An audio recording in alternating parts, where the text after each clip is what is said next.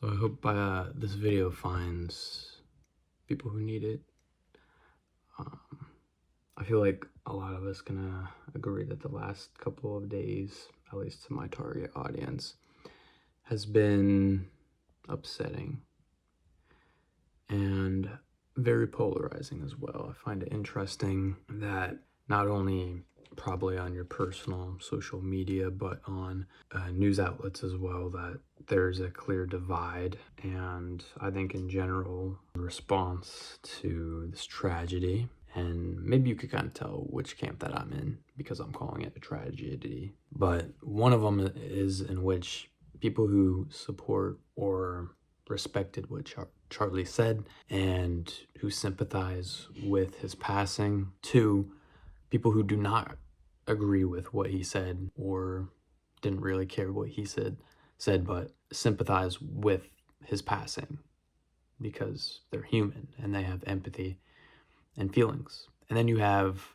the divide that I'm seeing and will continue to see, and which is the people who don't agree with what he said and have no sympathy for him because they just view that because he's very different than their opinions and views, and honestly clash with it, that they have this non-negotiable or this deal breaker in their head that they see if a person has, that they're simply pigs. So we're starting to see in real time a new kind of divide, if you will, which is the people who have empathy and the people who do not have empathy for their enemies, for their friends, for whomever. I'm not going to say this hasn't happened before, because it most definitely did.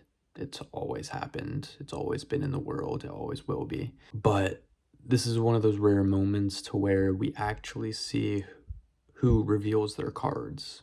These people are among us. They have been among us. But this scenario itself has been an amplifier for them to reveal to us or anyone what their position is. And that position of hatred and anger, I think those people are the enemy.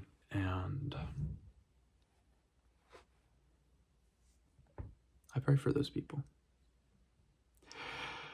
all while knowing that they don't pray for you. People like that don't care about you. People like that would push you to the curb if you're dying. They don't care about you. You can take that as it is. You can say, wow, what an evil world, which the world is evil. Or you could take it as an obstacle on your way, on your journey in life, right? Because any place worth going isn't easy, and that comes with the territory in the real world. Now, with all that being said, I went on Rumble and I just saw Mrs. Kirk, her live stream. I didn't even know anything about it, so I watched it, and it was touching because as children of God, as men, sometimes this is just what happens. And I can appreciate what he died for, what he was doing when he died.